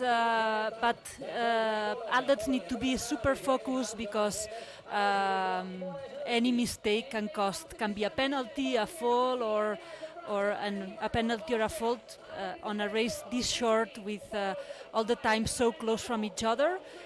It can make the whole difference. Hima seems to be pretty quick with her skins, but it's Harrop away first into this second ascent, and this is a slightly different ascent. You saw the first one was sort of pretty much straight up. This is in switchbacks, and Hima in second, Di Silvestro in third. I think it's Janisik in fourth of Poland. We'll see if we can have a look. Marianne Faton, I think it is in fourth from Faton. Switzerland. Well, there was a tenth of a second between Faton and Janisik. Oh, and a little slip on that switchback by the athlete in fifth, which I think is Janisik. Then they come to these steps, and if you weren't with us for the B final, these steps are big. Certainly initially, the step ups are pretty large, aren't they? They are pretty large, but maybe we can appreciate a bit. They have the athletes have cut through the steps, making steps in between, as they were quite large, and for an effort like that, it's difficult to manage such steps. Well, Jana Hima and Paul Verbniak were third here last year. That was their only podium of the season, and at the moment, Hima doing a good job, just tracking Harrop out in front. Joanna Himmer and Paul Verbniak, last year they did 3 times fourth place behind the Spanish. Basically, almost all the times a fight between the Spanish, Swiss, Italian team. So this year, as we can see, Joanna Himmer, yesterday already she was on the final of the sprint and she did 5, and today she's demonstrating that she has done a step forward, fighting with Emily Harrop side by side and trying to get this podium back home for the Austrian team. So the second part of the second ascent, and it's Harrop from Hima. And again, behind them, it's still very close between Switzerland, Poland, and China, isn't it? It's very, very close between those teams, and we will see how the race evolves. As the race evolves, each team will get into their place. But just behind them, it's the fight is very close between all the countries. Well, actually, in fact, if you're looking at the timings, Poland, Switzerland, China, and Spain, all separated by 2 seconds, less than. And you could go to USA one as well, actually. So it's France from Austria, and then Italy, and then you can see there's 4 athletes all coming to the finish. Oh, sorry, to the changeover. And that is Faton coming through in 4th. Then the USA, Spain and Germany. Poland has just slipped a little bit on that second uphill section. Let's have a look at this downhill section. And Harrop doing really well on that second downhill section. If you're tuning in for the first time, these skis are incredibly light. They don't have the sort of stiffness that, say, a normal alpine ski would have. So to control them is very, very tough. Quick from Harrop as you would expect, and here we go then. We are a quarter of the way through this race.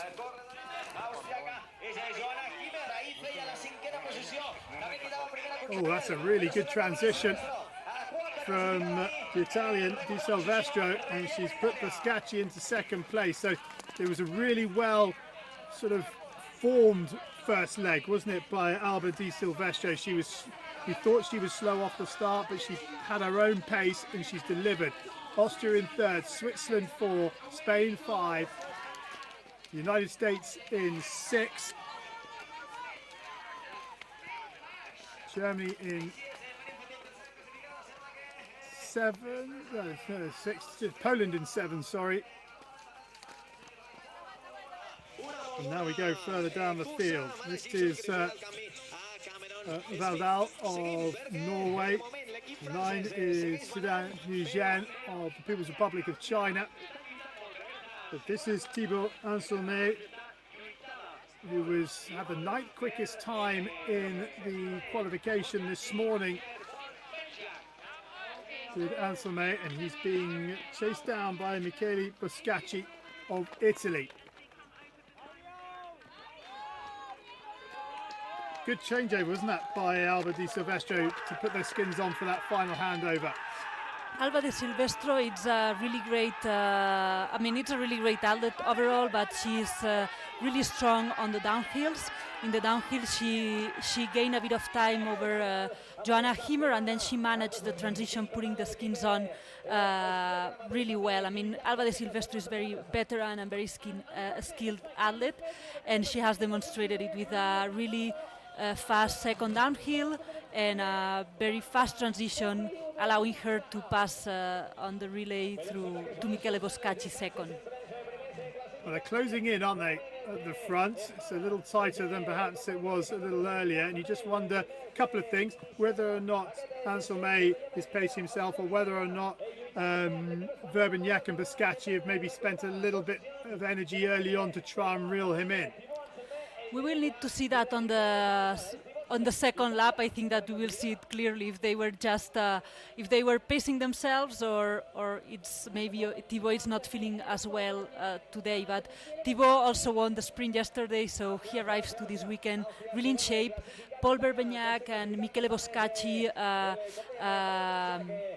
Michele wasn't on the sprint yesterday. Paul wasn't on the I think neither, at least not on the semi-final. So they arrive a bit fresher. Yeah, he got knocked out in the quarterfinals.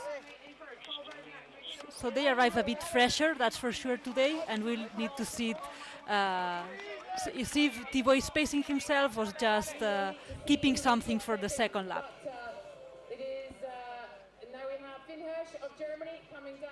So Boscacci second out and Switzerland third out. So Austria losing 2 spots in that changeover, in that transition. Great work from the Swiss racer Jon Kissler.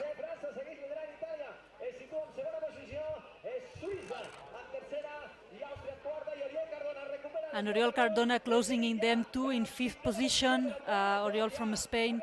We have the 5th of them now on the screen. It is Thibaut Anselme already putting the skis on the backpack for the foot part. And second with Michele Boscacci, third Paul Verbignac, fourth Jon Kissler, and 5th Oriol Cardona. Really close from each other.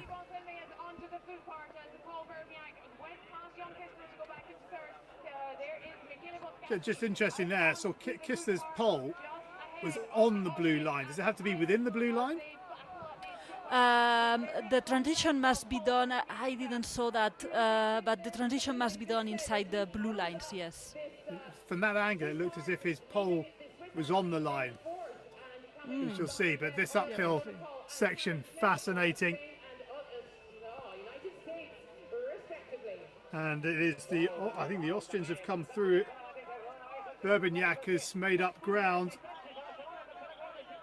and it is Verbignac out second, Boscacci out third, and Kissler, no, not Kissler. Pista a little slow.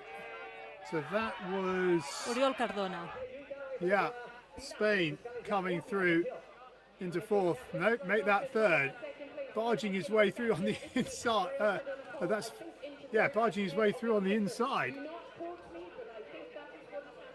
Spain making a move. Cardona up into third and has very much got Verbignac in his sights. And in fact, he's going to go through on the inside there as well. Taking no prisoners, is he? He's doing a really, really great job, and Oriol Cardona on this second uphill, he managed more his pace on the first uphill, and on this second uphill he's giving all he has. He changed the pace and managed to leave in second from the transition area. Yeah, sharp elbows up that second ascent, and Spain right in the mix now. Second last year here in Taüll, Alonso and Cardona. Behind Ulrich and Broussard, but Ulrich has already gone in the B final, but at the front it is Anselme who's quite a long way out in front, but Cardona's had an absolute blinder. He just needs one final fast skin, and he's done that. The first one's in pretty quickly, and here comes Ana Alonso out. Well, just seems to be a bit slow on that second skin, didn't he? It seems it was a bit of a, yeah, it seems it was a bit of a, I wouldn't say slow transition because it's very fast in any case, but no, a bit. I know what you mean by slow. We're talking about their standards. Exactly. But Spain have really got themselves in the mix here. Austria in third, Switzerland fourth, Italy have gone from second to fifth.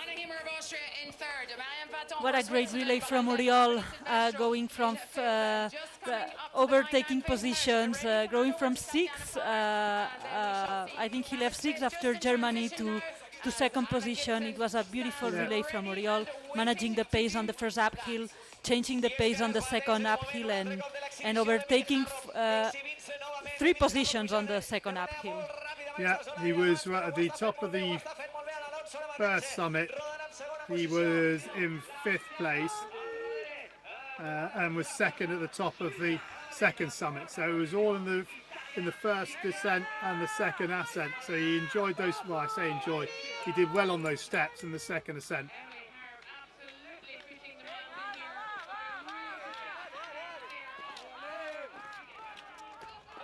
So here goes our leader, Emily Harrop. Harrop's extraordinary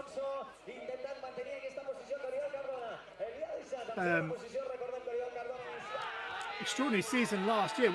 She's won the last 9 she's been involved in, hasn't she? She won the last one at the back end of the season 23-24. She won all 7 she raced last season, and she won in Courchevel and yesterday. Emily Harrop has won a lot of races, yes, especially that's the last 10 she started. She's won sprint races. The sprint races, exactly, the sprint races. She's she's a very, very strong. Force of nature. Yeah. She's exceptional, I would say.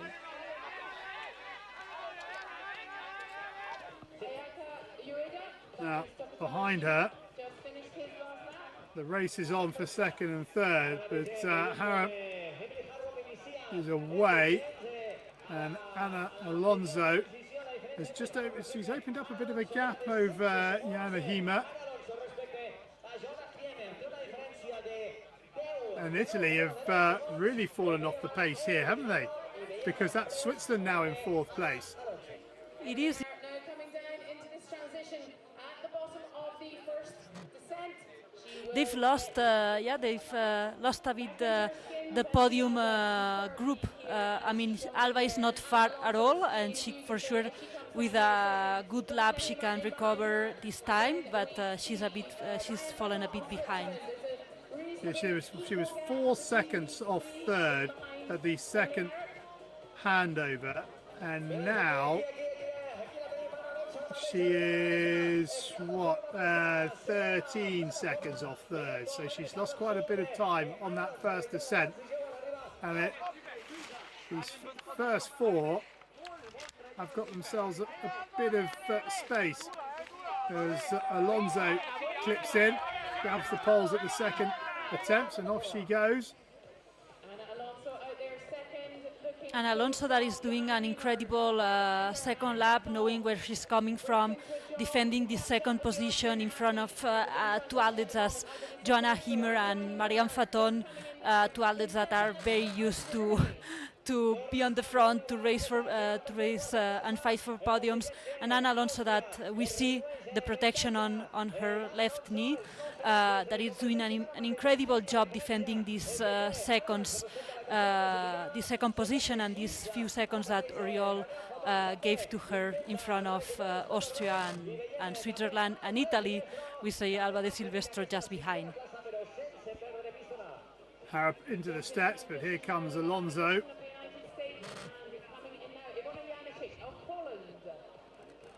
Like there, for example, you see her left pole?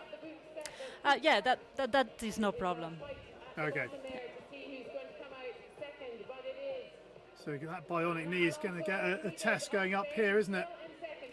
Yeah, I think that it's a really good test for her, and she's doing amazing because she hasn't done any mixed relay this season since the accident. She has been only on to a couple of sprint races, so every day counts for her, and every race counts for her to test herself and try to arrive in the best shape as possible in 3 weeks.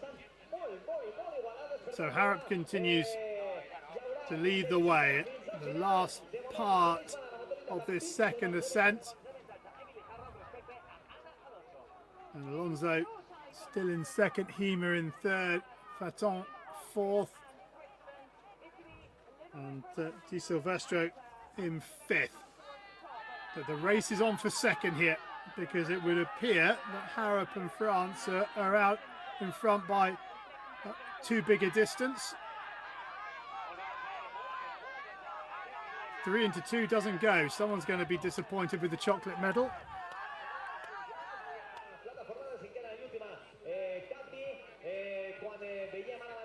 And the pressure on Di Silvestro to see if she can make some inroads into that gap to fourth place. But it is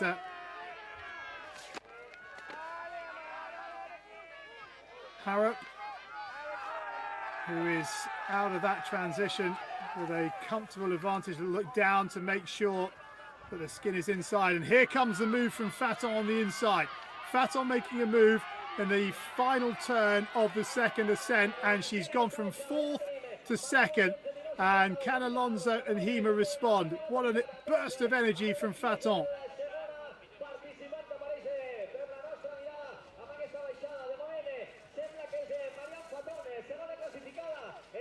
But it is Harrop who's doing a good job. How about that for a move from Faton? That was quite incredible. She opened a big gap in such a few time. We can see it on the screen. She's on the top of the screen, and just behind Joanna Himmer and Anna Alonso we are seeing now. Really great move from Marianne Faton here on the second uphill and downhill. She's absolutely flying on this descent, is the Swiss athlete. But Emily Harrop has done her bit. France lead at the final handover.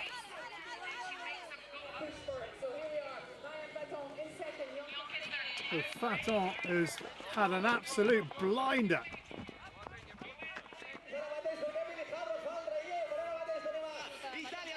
And she's out of that final. Oh, the little drop from Hima, that's going to cost. And Cardona in third. Verbignac, I think, is going to be out in fourth. And Biscacci out in fifth. Only 2 seconds behind Italy, only 2 seconds behind Austria. So Alba de Silvestro again did a very fast second downhill, very fast change, putting the skins on. And maybe Joanna Himmer also a bit slower, because Anna Alonso also was much faster than her on that transition. Yeah, that was Tatiana Palla we saw of Germany just getting her skin on. So, here is Anselme. And the race on behind.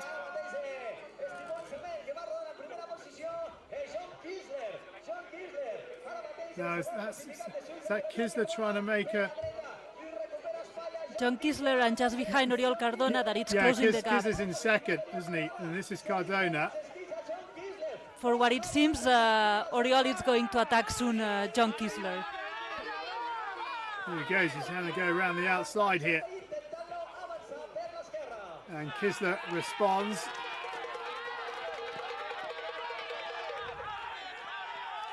John Kisler, that it's usually, we are much used to see him on sprint races, much a shorter format, 3-minute format. So I think that it's this, he's starting to gain experience on the mixed relay, but for sure it's not as experienced as a racer as Oriol, that it's very, very strong on relays. So let's see if John Kisler can, how does he handle the hand-by-hand with Oriol? Well, the interesting thing is he's responding every time. You just wonder whether or not that might catch up with him on the second ascent. We'll see. But this is Cardona just in front of Kisler, with Verbignac in fourth.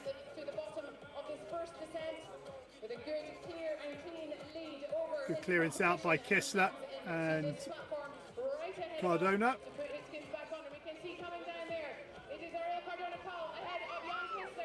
Cardona is doing really nicely. He's just opened up a little gap. Kisler staying in touch. Couple of turns before this traverse across to the transition at the bottom of the second ascent. Anselme away. Cardona in second, Kisler third. And how much of an advantage they got over Verbignac. There is Verbignac. We've gone back up to the top. This is the Andorran pair. This is Oriol on Rupert. Quick stuff here from the Austrian team, Verbignac. And quick from Kisler as well, because he turned that around on Cardona. But here comes Cardona. This is where he made his moves in the first ascent, in the first lap, isn't it? He did his move here, gaining, overtaking 3 outlets. So let's see if he has still some energy to open a bit of gap with Kisler and with Paul Verbignac. But Kisler is fighting really hard to not let Oriol escape, because he knows that if he doesn't let Oriol escape, he still has options of fighting for the second place. Little slip from Cardona. But he's into the step section in front. And that gives you an idea quite how steep this ascent is. Verbignac, good transition, getting his skis into his pack. Oriol Cardona trying to not jog, but trying to spring up, and you can see Kisler very much sort of walking up. There's a difference, isn't there, in their technique and style and energy. Kisler that is losing a bit of pump here. We see Paul Verbignac that was closing in him too, and Oriol that was gaining a bit of gap. We saw it very clearly also with the pace of each one. And there you go. And Verbignac right on the heels now of Kisler. And Cardona is trying to make a move on Anselme, but Anselme looks like he's got too much in the tank. But we saw in the B final a space of 10 seconds easily overturned in the final skin. If you make a mistake putting your skin on, this can easily turn around.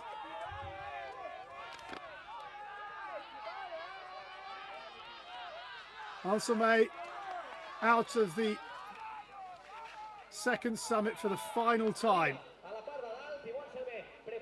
Cardona now 19, he's really feeling it. Look at the effort on his face.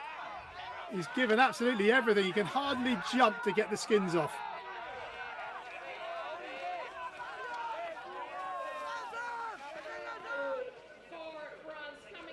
but it's France from Spain from Switzerland, and the race is going to be on for third. They are separated by 2 seconds, Kissler and Verbignac. Cardona's given it absolutely everything, hasn't he, Mireille? He looks absolutely spent. He is, and it's not usually that we see Oriol with this face. And demonstrate that he's human too, but also that he's giving his absolutely everything on, as you were saying. He has laid it out there. I think he realises now that he's not going to catch her. He's still got to be focused, but the effort doesn't have to be there as such. France win the sprint race here in Taüll. Harrop and Anselme do the double, having won the sprint races respectively yesterday. They win the mixed relay, and Oriol Cardona brings Spain home in second, as they were last year. Ana Alonso and Oriol Cardona second, but with a lot more of a story behind that second place finish. Huge result, huge performance from Ana Alonso, and Jon Kissler does the business. He timed that to perfection to keep Austria at bay and takes it by 5 seconds. What a finish that was, Mireille. Wow, it was incredible. It was extraordinary. I mean, Emily Harrop and Thibaut Anselme dominated all the sprint race, but behind there was a big fight for these places on the podium with Spain, Italy, Switzerland, and Austria, and Oriol Cardona and Ana Alonso. Very happy for them because they are coming, especially Ana, from a very difficult place. And also Jon Kissler, Marianne Faton, we already know her. She's incredible, but on the relay race, but Jon Kissler stepping outside of his comfort zone of the sprint races and stepping to the mixed relay races and doing an incredible job just before the Olympics. And a pity for the Austrians, fourth again. They fought really well. They are always there, so close to the podium, but today it was fourth again. And let's see what the next races have in store for them. And in answer to your question, France too would have finished 6th in this A final. That's a really great time for France too, really great.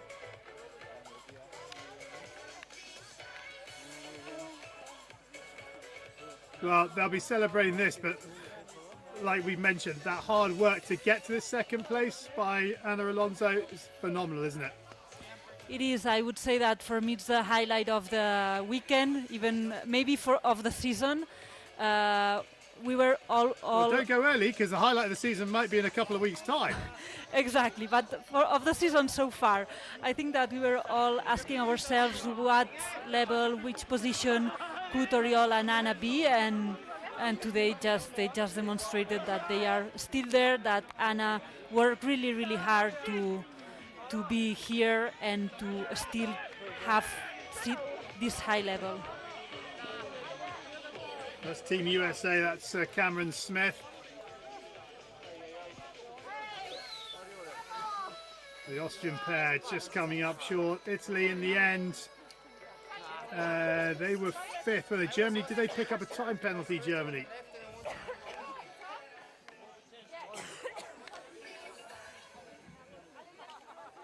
I think they picked up a time penalty. They finished 7th, Germany. There's the visual impact of Ana Alonso's injury.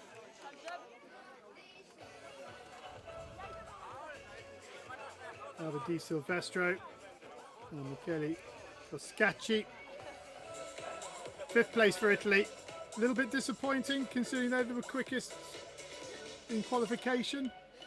I'm not sure. I mean, they did also a good race, and the qualification time, I mean, it's representative until a certain point, because everyone knows that all athletes, especially the top ones, try to manage a bit the effort to be able to arrive as fresh as possible to the official race, like now, to the official final.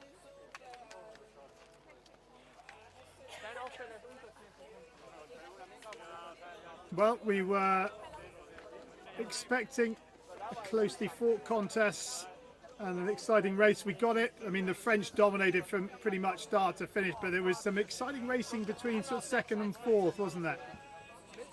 It was super exciting what was happening just behind the French team. I mean, the French team, it was very exciting to see both Thibaut and Emily Harrop in such a good shape.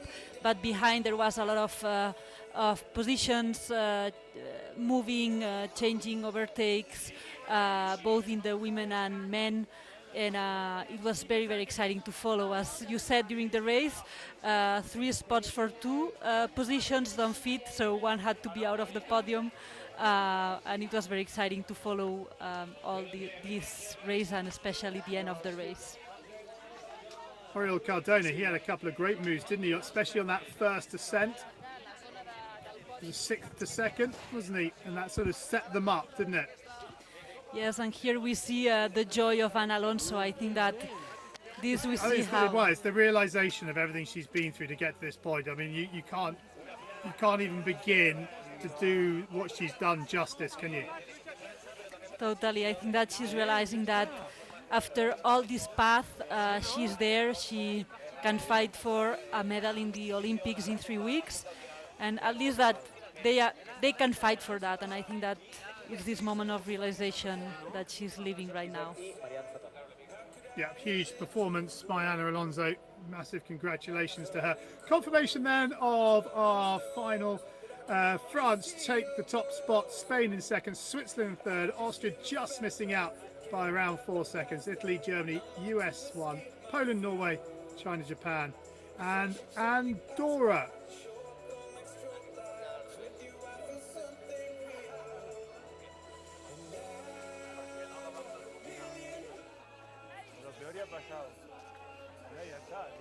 Well, Maria, I don't know Anna, but just watching her even gets me emotional. So, you know, as someone who knows it must be incredible pictures to watch. It's absolutely incredible, absolutely moving. Yeah, I don't have many words for it. I think that the images speaks for themselves. That's the problem, isn't it? The magnitude of what she's done, it's very hard to describe. Totally. I mean, I think that she's the only one who really knows what she's been through, you know. But then the confidence that must give you. Anyway, we can't celebrate everything she's done, but let's have a look now at our podium. This is Marion Faton and Jon Kistler. Faton had a great move, didn't she, in her second leg, wasn't it? It was. She did. Yeah, Marianne Faton. It's a very experienced racer. She always have a move in a store. And Oriol Cardona and Ana Alonso getting their second spot. But the winners from France,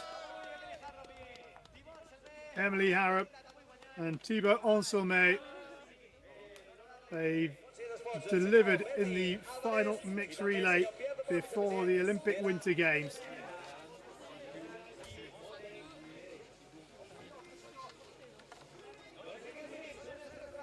Couple of weeks off, 2.5 weeks, isn't it, until the SkiMo races in Cortina d'Ampezzo? In Bormio, sorry, that's where the race is, isn't it?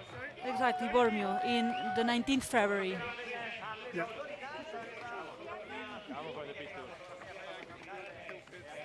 So great moments and celebrations of the podium.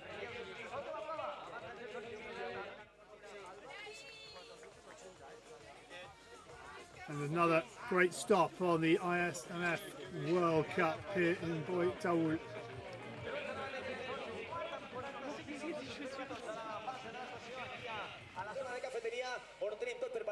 Hopefully we'll get to hear from our winners and their thoughts on this victory.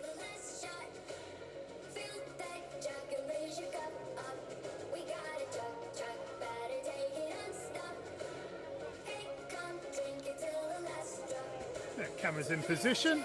I think we're going to hear from them very shortly.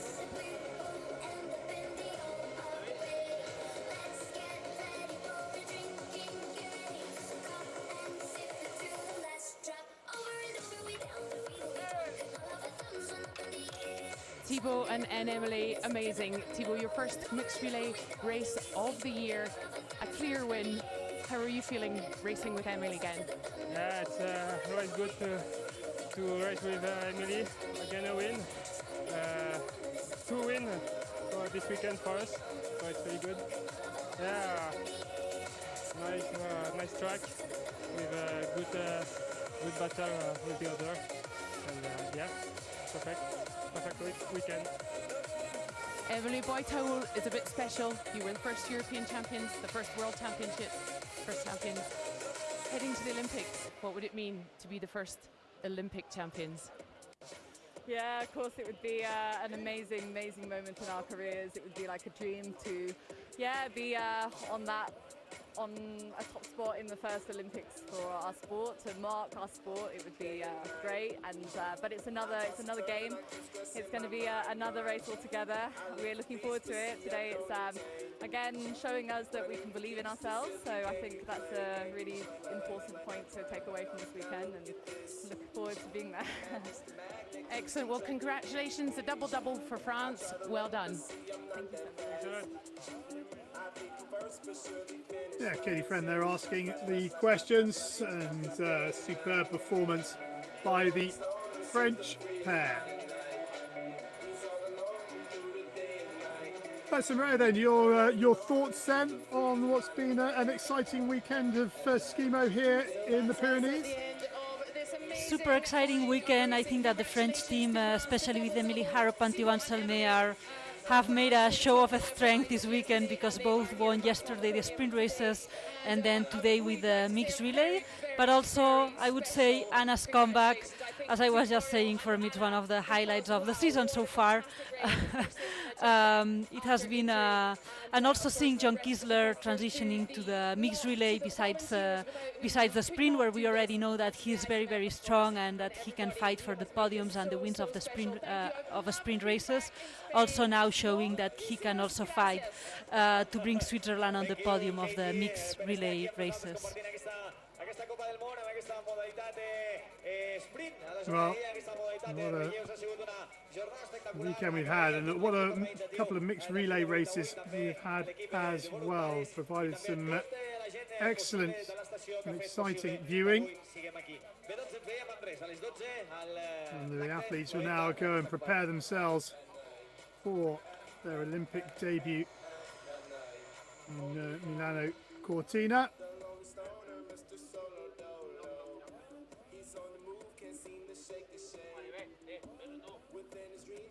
You must be looking forward to the Olympics, Miller.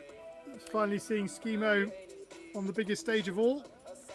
I do. I am looking forward. and Bormio is a very beautiful venue for the Olympics. Last year we had a World Cup test event there with the sprint and the mixed relay that will be on the Olympics, and I'm looking forward to that. It's also been a very long journey, I would say, for the sport to be on the Olympics, and finally, after so many years, it is here. So here's some of the highlights then from today's mixed relay final.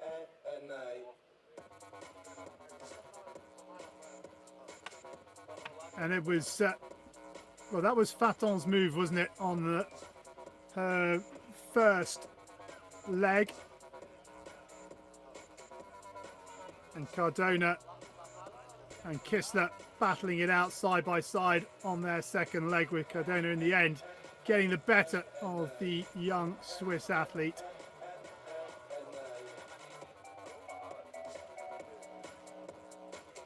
There were a few changes, weren't they? Kistler did his best to try and get one over on Cardona. That was a little slip by Cardona on the final lap. Didn't cost him. Also made a comfortable winner.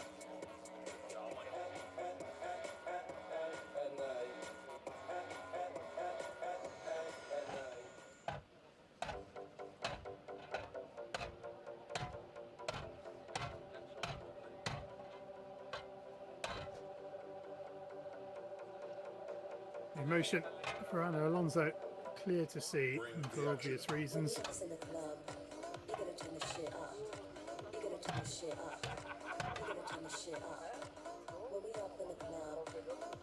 So that concludes our coverage from Taüll for this weekend. And thanks to Mireia Miro for her expert thoughts and opinions throughout the race. Hope you've enjoyed it, Mireia. I've enjoyed it so much. I was just thinking about it, that it's such a pleasure to, and I'm super grateful to be able to be commentating this race today, and again seeing Anna's comeback. I feel so grateful to be seeing this and commentating this firsthand, but also from all the other highlights of the weekend, also the youth that are showing, like Margot Ravinel, Pablo Giné, and all these youth that are coming to as the present and future of the ski mountaineering. Well, you can see there Switzerland taking over the top of the mixed relay standings, and France with their first win of the season are also getting in there. That's it from myself, Charlie Broom, and Mireia Miro. Thanks for your company. Have a good rest of the weekend from everybody here. It's goodbye.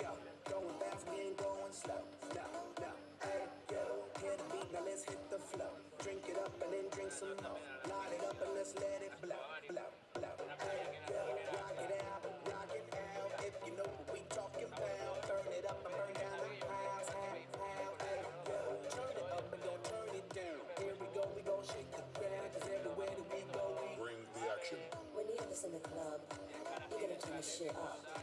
You gotta turn the shit up. You gotta turn the shit up. When we up in the club, all eyes on us. All eyes on us.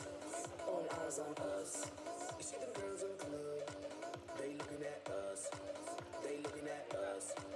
They looking at us. Everybody in the club, all eyes on us. All eyes on us. All eyes on us. I wanna scream and shout and let it all out. And scream and shout and let it out. We saying oh, we oh, we oh, we oh.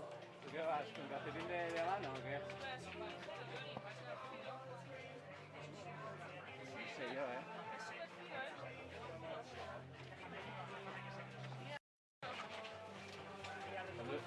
Estuve a punto de comprarme unas medias, sí. Casi no. Sí, sí.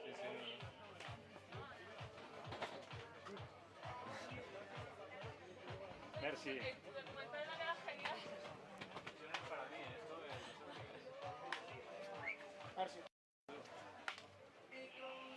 ¿Qué peso?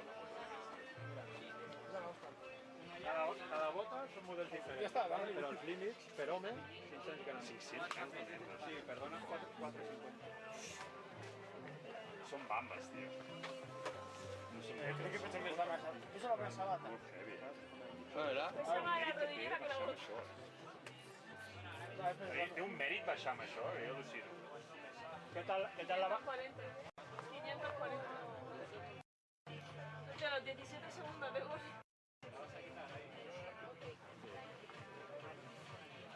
Ara us dono les autoritats. La baixada aquesta. And shout and let it all out. And scream and shout and let it out. We say no, we oh, we oh, we oh. We say no, we oh, we oh, we oh. I wanna scream and shout and let it all out. And scream and shout and let it out. We say no, if you don't believe it, don't show up. Don't come out, don't stop caring about me now. Walk away, you know how. Don't stop caring about me now. Aren't you the guy who tried to hurt me with the word goodbye? Though it took some time to survive you, I'm better on the other side. I'm all good already, so moved on, it's scary. I'm not where you left me at all. So if you don't wanna see me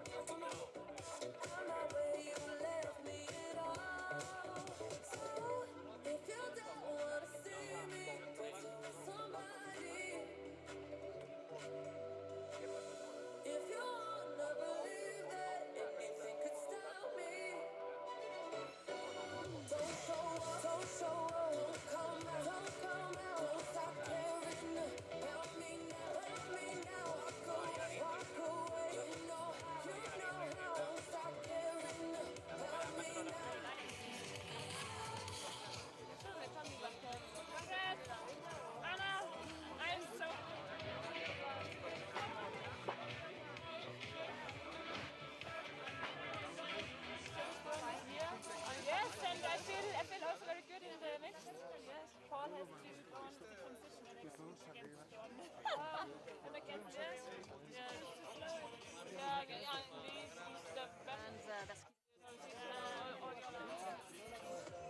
treat you like a real lady, no matter where you go. Just give me some time, baby, 'cause you know, even when we're apart, I know my heart is still big with you. 5 more hours till the night is ours, and I'll be back with you. This right here is my type of party.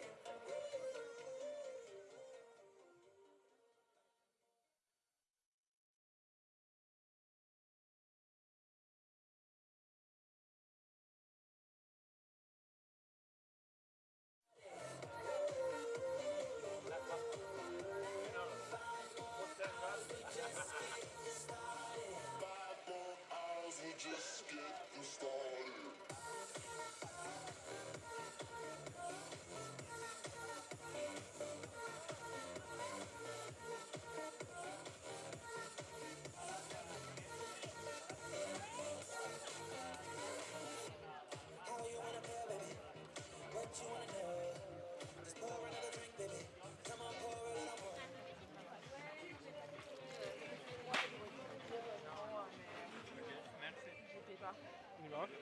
Parce que nous attend tous les deux. Qui? Oula. Ah. Putain, j'aurais bien vu un petit truc.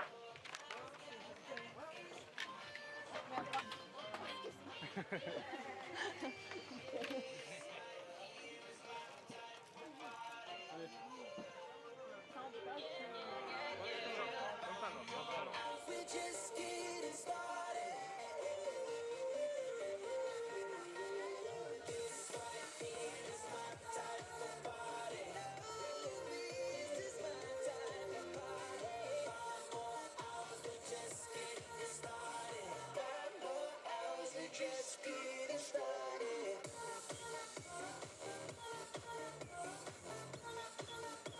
Just getting started.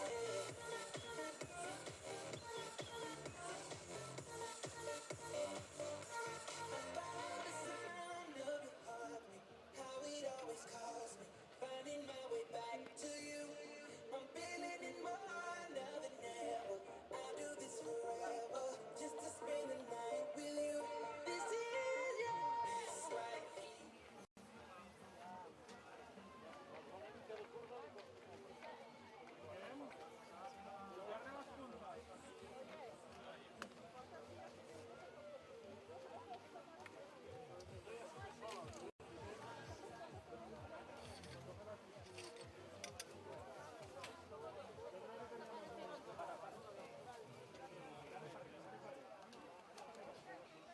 No, se baja solo. Sí, sí, cuando lo juntemos se baja. Juntarlo.